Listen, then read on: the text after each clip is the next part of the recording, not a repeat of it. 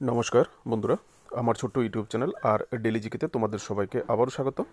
আজকে আমি তোমাদের জন্য নিয়ে আসলাম 2 জানুয়ারি 2025-এর সিলেক্টেড ইম্পর্টেন্স কিছু কারেন্ট অ্যাফেয়ার্স। এখানে 16টা কারেন্ট অ্যাফেয়ার্স আছে, যেগুলো তোমাদের যে কোনো রকমের জব এক্সাম বা কম্পিটিটিভ এক্সামের জন্য খুবই গুরুত্বপূর্ণ হবে। কোশ্চেনগুলি ভালো লাগলে অবশ্যই ভিডিওটাকে একটা লাইক করবে, শেয়ার করবে আর চ্যানেলটাকে সাবস্ক্রাইব করে আমাকে সাপোর্ট করবে। বন্ধুরা, প্রথম কোশ্চেনটা হচ্ছে, how many athletes will be honoured with the Khel Ratna award 2025? 2025 সালের খেলরত্ন পুরস্কারের কতজন ক্রীড়াবিদকে সম্মানিত করা হবে? আনসারটা হবে 4জন ক্রীড়াবিদকে খেলরত্ন পুরস্কার দেওয়া হবে। এখান থেকে তোমরা দেখতে পারো। আর এটা যুব বিষয়ক এবং ক্রীড়া মন্ত্রক, youth and sports affair minister, central union sports এবং যে ইউথ অ্যাফেয়ার্স মিনিস্টার আছে উনি ঘোষণা করেছেন ওই দপ্তর থেকে। ঠিক আছে, কে কে পাবে? ডি গোকেশ, যিনি দাবায় রিসেন্টলি সর্বকনিষ্ঠ একদম কনিষ্ঠ হিসেবে বিশ্ব চ্যাম্পিয়ন হয়েছে দাবাতে। এটাও তোমাদের জন্য একটা এমসিকিউ রাখতে পারে কম্পিটিটিভ এক্সামে। ঠিক আছে, আর এর আগে এর চাইতে কম বয়সে কেউ আর বিশ্ব চ্যাম্পিয়ন হয়নি দাবাতে। ঠিক আছে, ডি গোকেশ 18 বছর বয়সে বিশ্ব চ্যাম্পিয়ন হয়েছে। এর কারেন্ট অ্যাফেয়ার্স আমি করেছি আগের ভিডিওগুলিতে, তোমরা প্লে লিস্টে দেওয়া আছে, গিয়ে দেখতে পারো। হরমনপ্রীত সিং, যিনি হকির বেস্ট প্লেয়ার। ঠিক আছে, প্রবীণ কুমার প্যারা অ্যাথলেটিক্স, ইনি হাই জাম্পার। আর মনু বাকের, যিনি শুটিং। এবার মনু বাকের কিন্তু এবার যে প্যারিস অলিম্পিক গিয়েছিল, অলিম্পিকে উনি 2টো মেডেল জিতেছেন। আর উনি প্রথম মহিলা ছিলেন যিনি একই ইভেন্টে কোনো অলিম্পিক ইভেন্টে 2টো মেডেল জিতেছে কোনো মহিলা। সেই সূত্র কিন্তু মনু বাকের খুবই ইম্পর্টেন্ট। তোমরা আমার প্রিভিয়াস যে ভিডিওগুলি আছে ওখানে গেলে ডিটেলস তোমাদের জন্য দেওয়া আছে, দেখতে পারবে। এখানে দেখো যে এই পুরস্কারগুলি কোথায় দেওয়া হবে। 17 জানুয়ারি 2025 তারিখে রাষ্ট্রপতি ভবনে এই পুরস্কারগুলি দেওয়া হবে। ঠিক আছে, তোমরা এখান থেকে 4জন স্পোর্টস পার্সন দেখে নাও। প্রথম হচ্ছে ওনার নাম হরমনপ্রীত সিং, যিনি হকির প্লেয়ার। ঠিক আছে, তারপর হচ্ছে ডান দিকে প্রবীণ কুমার, আর এবার লেফটে হচ্ছে মনু বাকের, আর ডান দিকে হচ্ছে ডি গোকেশ। ঠিক আছে, পরের কোশ্চেনটা যাব। Where was the blitz chess championship 2024 held? Blitz বিশ্ব ব্লিটস দাবা চ্যাম্পিয়নশিপ 2024 কোথায় অনুষ্ঠিত হয়েছে? দেখো আনসারটা বলে দিয়ে আগে, এই খেলাটা অনুষ্ঠিত হয়েছে ওয়াল স্ট্রিট, নিউ ইয়র্কে। যদি ওয়াল স্ট্রিট থাকে তাহলে ওয়াল স্ট্রিট দেবে, যদি নিউ ইয়র্ক থাকে অপশানে, যদি কোশ্চেন আসে তাহলে নিউ ইয়র্ক দেবে। ঠিক আছে, এখানে দেখো 2জন প্লেয়ার যাদের নাম হচ্ছে ম্যাগনাস কার্লসেন এবং ইয়ান নেপুম নিয়াচ্ছি। ঠিক আছে, এই 2জন প্লেয়ার ফাইনালে গিয়েছিল এই টুর্নামেন্টের। 2জনের ফাইনালে 3বার ড্র হয়েছে, মানে কেউ জিততেই পারেনি। দেখো টানা তাদের ফাইনাল ম্যাচে তারা টানা 3বার ড্রয়ের পর তারা এই যে ট্রফিটা যেটা ছিল ফাইনালে যে শিরোপাটা সেটা ভাগ করে নেয় 2জনের মধ্যে যুগ্মভাবে। ঠিক আছে, এই কারণে কিন্তু এই টুর্নামেন্টটা একটা ইম্পর্টেন্ট হয়ে গেছে, কারণ টুর্নামেন্টটা ড্র হয়ে গেছে। 3বারের চেষ্টা করেও চ্যাম্পিয়ন হতে পারেনি কেউ, 3বার ড্র হয়েছে। ঠিক আছে, সেই দিক থেকে হিসাব করলে টুর্নামেন্টটা একটু ইম্পর্টেন্ট আছে। নেক্সট কোশ্চেনটা, which team won the title of the 78th edition of Santosh trophy? Santosh ট্রফির 78তম আসরের শিরোপা জিতেছে কোন দল? ভেরি ভেরি ভেরি ভেরি একটা ইম্পর্টেন্ট কোশ্চেন, স্পোর্টস রিলেটেড, কারণ সন্তোষ ট্রফি ভারতবর্ষের একটা খুবই গুরুত্বপূর্ণ ফুটবল টুর্নামেন্ট। ঠিক আছে, ভারত যে বড় বড় কিছু যত খেলা হয় বা টুর্নামেন্ট হয় তার মধ্যে সন্তোষ ট্রফি একটা অন্যতম বলতে পারো। তো সেই সূত্রে খুবই ইম্পর্টেন্ট। আর এর আনসারটা হবে ওয়েস্ট বেঙ্গল। এবার পশ্চিমবঙ্গ এই সন্তোষ ট্রফি জিতেছে। কততম সন্তোষ ট্রফি যদি জিজ্ঞেস করে তাহলে 78তম সংস্করণ। আর এটা খেলা হয়েছিল কোথায় যদি জিজ্ঞেস করে তাহলে হায়দ্রাবাদের জিএমসি বালাযোগী স্টেডিয়ামে কিন্তু ফাইনাল খেলাটা হয়েছিল। ঠিক আছে, কেরালাকে 1-0 গোলে পরাজিত করে এই ওয়েস্ট বেঙ্গল বা পশ্চিমবঙ্গ এই শিরোপাটা জিতেছে। তারা দেখো কতবার রেকর্ড, তারা 33বার এই শিরোপাটা জিতেছে। ঠিক আছে, সবচেয়ে বেশি 78তম খেলা হয়েছে। 78তম মানে 78বার এই টুর্নামেন্টটা হয়েছে, যার মধ্যে 33বারই ওয়েস্ট বেঙ্গল এই শিরোপা জিতেছে। এটা 33তম শিরোপা, মনে রাখবে কিন্তু। হ্যাঁ, যারা পশ্চিমবঙ্গের যারা আছো, যদি কোশ্চেনটা দেখে থাকো তোমাদের জন্য ইম্পর্টেন্ট হবে। সন্তোষ ট্রফি হলো অল ইন্ডিয়া ফুটবল ফেডারেশন দ্বারা আয়োজিত ভারতের পুরুষদের একটা প্রিমিয়ার ঘরোয়া স্টেট লেভেলে রাজ্য স্তরের ফুটবল টুর্নামেন্ট। ঠিক আছে, next question, which player score the first century of the year 2025? সেই সূত্রেও কোশ্চেনটা ভেরি ভেরি ইম্পর্টেন্ট হতে পারে। খুন খেলোয়াড় 2025 সালের প্রথম সেঞ্চুরি করেছে। সেঞ্চুরি তো অনেকেই করবে, বছরের মধ্যে অনেক খেলা হবে, অনেক সেঞ্চুরি করবে, কিন্তু ফার্স্ট 2025 এন্টার করতেই কে প্রথম সেঞ্চুরিটা করলো? আনসারটা হবে কোশাল পেরেরা শ্রীলঙ্কার, ঠিক আছে, নিউজিল্যান্ডের বিপক্ষে তৃতীয় টি20 ম্যাচে নতুন বছরে প্রথম সেঞ্চুরি করে দুর্দান্ত ইনিংস খেলেছেন শ্রীলঙ্কার কোশাল পেরেরা, ঠিক আছে। তিনি 44 বলে 101 রান করেছেন, জবরদস্ত একটা ইনিংস খেলেছে। 13টি 4 এবং 4টি ছক্কা মেরে ইনি এই রেকর্ডটা করেছেন। আপনারা একবার দেখে নিতে পারেন এখান থেকে তুষার পেরেরাকে। বন্ধুরা, কারেন্ট অ্যাফেয়ার্সের ভিডিও করতে গেলে অনেকটাই ঘাটাঘাটি করতে হয়, অনেকটাই সময় স্পেন্ড করতে হয় তোমাদের জন্য। যদি পারো অবশ্যই সাবস্ক্রাইব করে সাপোর্ট করে যাবে। তোমরা সাবস্ক্রাইব করলেই আমি আমার পরিশ্রমের পাওনাটা পেয়ে যাব। Who release the book Jammu Kashmir and Ladakh through the ages, a visual narrative of continuities and linkages. Jammu Kashmir বইয়ের নামটা তো দেখিয়ে নিয়েছো, বাংলাতে তো পড়ে নিতে পারো। বইটি কে প্রকাশ করেছে? বইটি প্রকাশ করেছে অমিত শাহ, স্বরাষ্ট্রমন্ত্রী বা গৃহমন্ত্রী অমিত শাহ। সেটা প্রকাশ করেছে কোথায়? দিল্লির একটা অনুষ্ঠানে এই বইটা পাবলিশ করেছে, ঠিক আছে। এখান থেকে তোমরা ডিটেলস দেখতে পারো। এখানে কে কে আর উপস্থিত ছিলেন? এই অনুষ্ঠানে উপস্থিত ছিলেন ইউনিয়ন শিক্ষামন্ত্রী, সেন্ট্রাল এডুকেশন মিনিস্টার ছিলেন এখানে ধর্মেন্দ্র প্রধান, আর আরও ছিলেন যে ইন্ডিয়ান কাউন্সিল অফ হিস্টোরিক্যাল রিসার্চের চেয়ারম্যান। আর সেই সঙ্গে সবচেয়ে যেটা জরুরি, দেখো আমি হাইলাইটেড করে দিচ্ছি কালার করে, বইটির যে সম্পাদক, যে এডিটর, এই বইয়ের যে এডিটর, ওনার নাম হচ্ছে অধ্যাপক প্রফেসর, ওনার নাম রঘবেন্দ্র তনওয়ার, ঠিক আছে। এই নামটা কিন্তু মনে রাখবে। যদি বলে দেয়, এই বইটার নাম দিয়ে যদি বলে দেয়, রিসেন্টলি অমিত শাহ একটা বই পাবলিশ করেছে, বই এই নামের বইটার এডিটরকে, তখন কিন্তু তোমাদের বলতে হবে, ঠিক আছে, রঘবেন্দ্র তনওয়ার, মনে রাখবে। আর এই বইটাতে কী বর্ণনা করা হয়েছে? এই বইটি জম্মু কাশ্মীর অঞ্চলে যে ঐতিহাসিক একটা বর্ণনা আছে, বইটাই অনেক বড়, এখানে তো বলা সম্ভব নয়, যার মধ্যে সমৃদ্ধ ইতিহাস আছে জম্মু কাশ্মীরের, সাংস্কৃতিক সম্পর্ক এবং যোগাযোগ বিষয়ে, যোগাযোগের ধারাবাহিকতা সম্পর্কে এখানে তথ্য প্রদান করা হয়েছে এই বইটা। এখান থেকে দেখতে পারো বইটা যে পাবলিশ করা হয়েছে, ঠিক আছে বন্ধুরা। What is the projected GDP growth rate for India in financial year 2025 according to the RBI report? RBI আমাদের রিজার্ভ ব্যাঙ্ক অফ ইন্ডিয়া, সেই সূত্রে কোশ্চেনটা ইম্পর্টেন্ট হতে পারে, ঠিক আছে। আরবিআইয়ের রিপোর্ট অনুযায়ী 2025 অর্থবর্ষে ভারতের যে জিডিপি গ্রোথ, সেটা আনুমানিক কত হতে পারে? জিডিপি গ্রোথ বৃদ্ধির, ঠিক আছে, gross domestic product, GDP growth আরবিআইয়ের রিপোর্ট অনুসারে 6.6 থাকবে, মানে 2025 অর্থবছরে। পরের কোশ্চেনটা যাব। Who has been reappointed as the non executive chairman of Bandhan bank?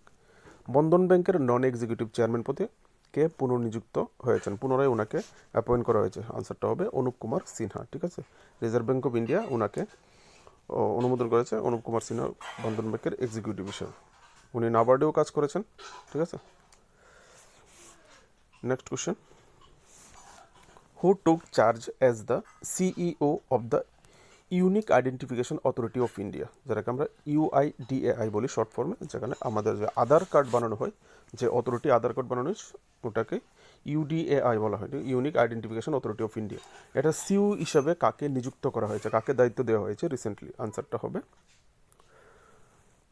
ওনাকে দায়িত্বটা দেওয়া হয়েছে ভুবনেশ কুমার, যিনি IAS অফিসার, ঠিক আছে। উনি উত্তরপ্রদেশের ক্যাডারের অফিসার, 1995 বেসের কর্মকর্তা, ঠিক আছে। এখানে আমি মার্ক করে দিয়েছি উনি ইলেকট্রনিক্স এবং তথ্য প্রযুক্তি মন্ত্রকের অতিরিক্ত সচিব, এডিশনাল সেক্রেটারিও বলতে পারো, এক্সট্রা দায়িত্বও আছে, ঠিক আছে। উনি UDAI এর যে কী বলা হয়েছে এখানে, সিইও ছাড়াও উনি অতিরিক্ত কোন পদের দায়িত্ব আছে যদি জিজ্ঞেস করা হয় তাহলে বলতে পারবে। ইংলিশে বলে দিই, MEITY, মানে ministry of electronics and information technology, এই দপ্তরের অতিরিক্ত সচিব হিসেবে উনি কাজ করছেন, ঠিক আছে। উনি কাকে মানে রিপ্লেস করবেন? উনি রিপ্লেস করবেন 1993 বেচের IAS officer Amit Agarwal GK উনি রিপ্লেস করবেন, ঠিক আছে। Next question. Who has taken charge as the chief of the Indian air force western air command? ভারতীয় বিমান বাহিনীর যে ওয়েস্টার্ন এয়ার কমান্ড আছে, সেই ওয়েস্টার্ন এয়ার কমান্ডের প্রধান হিসাবে কাকে দায়িত্ব দেওয়া হয়েছে? আনসারটা হবে এয়ার মার্শাল জিতেন্দ্র মিশ্রা, ঠিক আছে। তোমরা এখান থেকে দেখতে পারো ডিটেলসটা। উনি কাকে রিপ্লেস করবেন, কার স্থলাভিষিক্ত হবেন? উনি পঙ্কজ মোহন সিনহাকে রিপ্লেস করবেন, ঠিক আছে। He will be replace Pankaj Mohan Sinha, যিনি 39 বছর চাকরি করে রিটায়ারমেন্ট হয়েছেন। পরের কোশ্চেনটা যাবো, ভেরি ভেরি একটা ইম্পর্টেন্ট এমসিকিউ তোমাদের জন্য হতে পারে। ইন্ডিয়া ডিক্লার্ড 2025 এজ, ভারত 2025কে ড্যাশ ড্যাশ ড্যাশ হিসাবে ঘোষণা করেছে, মানে কি হিসাবে, কি বর্ষ হিসাবে ঘোষণা করেছে? 2025টা এসেছে, সেই 25টাকে ভারতবর্ষ কি হিসাবে ঘোষণা করেছে? আনসারটা হবে option A, year of reforms. যদি অপশানে তোমরা পাও year of reforms in the defence sector, নাও পাও, যদি পাও ইয়ার অফ রিফর্মস, তাহলে আনসারটা সঠিক হবে। আমি লিখে দিয়েছি ইয়ার of reforms in the defence sector, কারণ ডিফেন্স সেক্টরের রিফর্মের কথাই বলা হয়েছে, ঠিক আছে। উত্তরটাই আসি, দ্য আনসারটা হবে the year of reforms in, বা year of reforms in defence, এরকম হতে পারে, ঠিক আছে। প্রতিরক্ষা ক্ষেত্রে খাতে সংস্কারের বছর হিসেবে ঘোষণা করা হয়েছে। 1 জানুয়ারি 2025 প্রতিরক্ষা মন্ত্রক 2025কে প্রতিরক্ষা ক্ষেত্রে সংস্কারের বছর হিসেবে ঘোষণা করেছে। যে এর মধ্যে কী হবে? আধুনিকীকরণ, প্রতিরক্ষা ক্ষেত্রে আধুনিকীকরণ, প্রযুক্তিগত অগ্রগতি, অ্যাডভান্টেজ টেকনোলজি, যেটা উন্নত অবকাঠামো, ইনফ্রাস্ট্রাকচার, এগুলি তৈরি করার দিকে নজর দেবে, ঠিক আছে। Next question, the cabinet approved the extension of PM Fasal Bima Yojana, a weather based crop insurance scheme till dash dash dash. মন্ত্রিসভা প্রধানমন্ত্রী ফসল বীমা যে যোজনা আছে, যেটা একটি আবহাওয়া ভিত্তিক শস্য বীমা প্রকল্প, এই প্রকল্পের মেয়াদ ড্যাশ ড্যাশ ড্যাশ কত পর্যন্ত বাড়ানো হয়েছে? আনসারটা হবে 2025-26 বছর পর্যন্ত বাড়ানো হয়েছে। গভর্নমেন্টের স্কিমটা কেন রেখে দিলাম জানো? কম্পিটিটিভ এক্সামে একটা গভর্নমেন্ট স্কিম আকার সম্ভাবনা খুবই থাকে, সেটা স্টেট গভর্নমেন্ট রিলেটেড হতে পারে বা সেন্ট্রাল গভর্নমেন্ট রিলেটেড হতে পারে। আর যে স্কিমগুলি গুরুত্বপূর্ণ, পাবলিকের সঙ্গে জড়িত ইম্পর্টেন্ট স্কিম, সেগুলি অনেক সময় রেখে দেয়, তাই বলে তোমাদের জন্য এখানে রাখলাম, ঠিক আছে। এই যোজনার আন্তে কী করা হয়? শস্য বীমা প্রকল্প, যা কৃষকদের প্রাকৃতিক দুর্যোগের কারণে যদি ফসলের ক্ষতি হয়, তাহলে ওই রিস্কটা তারা কভার করে এই যোজনার মাধ্যমে, ফসল যোজনার মাধ্যমে, ঠিক আছে। Next, Pujari Granthi Samman Yojana has been launched by which of the following state governments. Pujari Granthi সম্মান যোজনা নিচের কোন রাজ্য সরকার চালু করেছে? এর আনসারটা হবে দিল্লি গভর্নমেন্ট। একটা ভেরি ভেরি একটা ইম্পর্টেন্ট স্কিম, কারণ ভালো একটা স্টাইপেন্ড, মানে ভাতা পূজারীদেরকে দেওয়া হবে। এখানে দেখতে পারো যে আপের যে আহ্বায়ক, আপের যে মেন অরবিন্দ কেজরিওয়াল কিন্তু এখন চিফ মিনিস্টার নেই, ঠিক আছে। অরবিন্দ কেজরিওয়াল এবং ওনার স্ত্রী 31 ডিসেম্বর 2024 দিল্লিতে যে মার্গাট ওয়ালে বাবা মন্দিরে ভিজিট করার সময় তিনি এই যোজনাটার সম্বন্ধে ঘোষণা করেন, চালু করেন, ঠিক আছে। ইংলিশে দেখতে পারো, যদি জিজ্ঞেস করা হয় কোন মন্দির ভিজিটের সময় নিয়ে প্রকল্পটা করেছেন, ঘোষণা করেছেন, বলতে পারবে, ঠিক আছে। এখানে কী হবে দেখুন, নিচের স্ট্যান্ডার্ডেতে এখানে ঘোষিত বছরে বিধানসভা জয়ী হলে, বিধানসভা নেক্সট যে বিধানসভা আসছে, যে বিধানসভাতে ফেব্রুয়ারিতে বিধানসভা হবে, এই বিধানসভা নির্বাচনে জয়ী হলে মন্দির পুরোহিতদের এবং গুরুদ্বার গ্রন্থীদের সম্মানী হিসেবে প্রতি মাসে 18,000 দেওয়ার প্রতিশ্রুতি দেওয়া হয়েছে, ঠিক আছে। বর্তমানে দিল্লির যে মুখ্যমন্ত্রী, যদি জিজ্ঞেস করে কখনো, তাহলে অতিশী মার্লিনা সিং, ঠিক আছে। Next question, which state government forest department developed a garden based Mahabharata, sorry friends, based on Mahabharata, ঠিক আছে। Developed a garden based on Mahabharata. বন্ধুরা, কোন রাজ্য সরকারের বন বিভাগ মহাভারতের উপর ভিত্তি করে একটি বাগান তৈরি করেছে, একটা গার্ডেন বানিয়েছে? আসছি তাৎপর্য, আনসারটা হবে উত্তরাখণ্ড। উত্তরাখণ্ডে বন বিভাগ ভারতের উল্লিখিত যে উদ্ভিদ প্রজাতি সমন্বিত একটি জাতিগত উদ্যান তৈরি করেছে, একটা পার্ক টাইপ একটা বানিয়েছে। এটা কোথায় বানিয়েছে? হলদওয়ানি, ঠিক আছে। উত্তরাখণ্ডের হলদওয়ানিতে একটা পাহাড়ি রেঞ্জের মধ্যে এই বাগানটা বানানো হয়েছে। কারণটা আরও তাৎপর্যপূর্ণ হবে তোমার জন্য, যে মহাভারতের 18টা বিভাগে মোট টোটাল 37 প্রকারের উদ্ভিদ প্রজাতির কথা বলা হয়েছিল, ঠিক আছে। এই যে বাগানটা বানানো হয়েছে, বাগানটার নাম দেওয়া হয়েছে মহাভারত বাটিকা নামে উদ্ভাবিত হয়েছে, ঠিক আছে। এখানে 37 প্রকারের গাছ আছে, গাছের মধ্যে কী গাছ আছে তোমরা এখান থেকে চাইলে দেখে নিতে পারো, ঠিক আছে। এই হচ্ছে যে পার্কটা ওখানে বানানো হয়েছে, মহাভারত বাটিকা একটা গার্ডেন। মহাভারতে বর্ণিত যে উদ্ভিদ বর্ণনা করা হয়েছে, মহাভারতে টোটাল 18টা বাঘের যতগুলি উদ্ভিদের বর্ণনা করা হয়েছে, সেই সবগুলি উদ্ভিদ এখানে লাগানো হয়েছে, ঠিক আছে। সেই সূত্রে কোশ্চেনটা তোমাদের জন্য ইম্পর্টেন্ট হতে পারে। পরের কোশ্চেনটা, Wayanad landslide has been declared a disaster of severe nature, it was occurred in which state. Wayanad ভূমিধসকে গুরুতর প্রাকৃতিক দুর্যোগ ঘোষণা করা হয়েছে, এটা কোন রাজ্যে ঘটেছে? এটা স্বরাষ্ট্র মন্ত্রকের তরফ থেকে এই যে ওয়ানার ভূমিকম্পটা আছে, একটা ভূমিধস হয়েছে, ল্যান্ডস্লাইড হয়েছিল, সেই ল্যান্ডস্লাইডটাকে গুরুতর প্রাকৃতিক দুর্যোগ 2024 সালের গুরুতর প্রাকৃতিক দুর্যোগ হিসাবে ঘোষণা করা হয়েছে ভারতবর্ষে। এত বড় প্রাকৃতিক দুর্যোগ আর কোনোটাই হয়নি। আনসারটা হবে কেরালাতে এই ল্যান্ডস্লাইডটা হয়েছিল। কেন্দ্রীয় স্বরাষ্ট্র মন্ত্রক ওয়ানার ভূমিধসকে এই সরকারের গুরুতর প্রাকৃতিক বিপর্যয় হিসেবে বিবেচনা করেছে। ঠিক আছে, এখান থেকে তোমরা দেখতে পারো এই ঘটনাটা হয়েছিল 30 জুলাই 2024-এ। অতিরিক্ত বৃষ্টির ফলে ওখানে ল্যান্ডস্লাইড হয়েছিল। ঠিক আছে, কোন কোন গ্রামগুলি বেশি হয়েছিল এখানে গ্রামগুলির নাম দেওয়া আছে, তোমরা দেখে নিতে পারো। ঠিক আছে, আর বৃষ্টির ফলে 10 হয়েছিল, আর 10-এ দেখো কতটা ক্ষতি হয়েছিল। 254 জন মানুষ নিহত হয়েছিল, 397 জন আহত হয়েছিল এবং 118 জন নিখোঁজও হয়ে গেছিল ওই সময়। ঠিক আছে, নিখোঁজ হওয়ার খবর পাওয়া গেছিল। কত বড় ল্যান্ডস্লাইড ওই সময় হয়েছিল। Next, which state launch the first surgical robot in India? First হওয়াতে ইম্পর্টেন্ট। ঠিক আছে, ফার্স্ট সার্জিক্যাল রোবট, যে রোবটের মাধ্যমে অপারেশন করা হবে। ঠিক আছে, সার্জিক্যাল। কোন রাজ্য সরকার, কোন রাজ্য ভারতে প্রথম সার্জিক্যাল রোবট চালু করেছে? আনসারটা হবে মহারাষ্ট্র। কোথায় চালু করেছে? রোবটটার নাম কি দেখো, আমি কালার করে দিয়েছি, SSI মন্ত্রা। যদি সার্জিক্যাল রোবট একটা মহারাষ্ট্র আবিষ্কার করেছে প্রথম, নাম কি? তাহলে SSI মন্ত্রা। ঠিক আছে, কোথায় চালু করেছে প্রথম, কোন ইনস্টিটিউশনে জিজ্ঞেস করলে?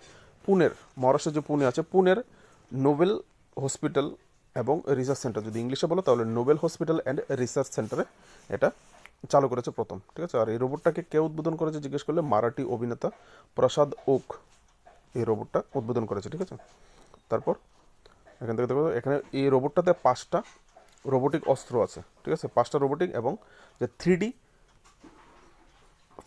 আমরা যেটাকে বলি 4000 মেগাপিক্সেল, মানে 4K ইমেজিং, মানে ইমেজ ক্যাপচার করার ক্যাপাসিটি আছে। হ্যাঁ, 3D দেখতে পারো 5টা আছে। আর কী কী সার্জারি করতে পারে? সার্জারি কার্ডিও থোরাসিক, ইউরোলজি এবং গাইনোকোলজি সার্জারিগুলি এই মেশিন দ্বারা করতে পারে তোমাদের জন্য। এই মেশিন হচ্ছে রোবোটিক মেশিন, যেটা ভারতের মহারাষ্ট্র প্রথম চালু করেছে। Next question and last question তোমাদের জন্য, who has been appointed as the India's ambassador to the Moldova? মালদোভাতে ভারতের রাষ্ট্রদূত হিসেবে কাকে নিযুক্ত করা হয়েছে? আনসারটা হবে option A, miss Monica Jain. ঠিক আছে, মানে মালডোভা কোথাকার দেশ জিজ্ঞেস করলে তোমরা বলতে পারবে ইউরোপের দেশ। ঠিক আছে, মালদোভার দেখো পশ্চিম এবং দক্ষিণ পশ্চিমে রোমানিয়া এবং উত্তর দক্ষিণ এবং পূর্বে ইউক্রেন দ্বারা বেষ্টিত, মানে রোমানিয়া আর ইউক্রেন দ্বারা বেষ্টিত একটা দেশ। আর ইনি হচ্ছে মনিকা জৈন, যাকে রাষ্ট্রদূত হিসেবে নিযুক্ত করা হয়েছে। বন্ধুরা, আজকের জন্য এইটুকুই। কোশ্চেনগুলি যদি ভালো লাগে আর এই রকমের ডেইলি কারেন্ট অ্যাফেয়ার্স তোমরা পেতে চাও ইম্পর্টেন্ট, অবশ্যই চ্যানেলটাকে সাবস্ক্রাইব করে পাশে থাকবে আর প্লেলিস্ট চেক করবে আলাদা আলাদা টপিকের উপর ভিডিওর জন্য। ভালো থাকবে, নমস্কার।